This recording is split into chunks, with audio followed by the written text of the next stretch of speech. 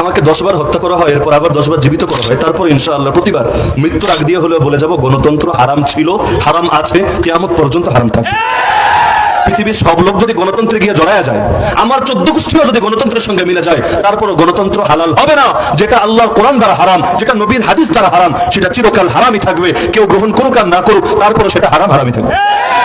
এখন এটার ব্যাপারে ভুল স্বীকার করার অর্থ হলো আমি এখন গণতন্ত্রকে হালাল বলবো। যেদিন আমি গণতন্ত্রকে হালাল বলবো, সেদিন তো আমার নিজের ইমানই থাকবে না।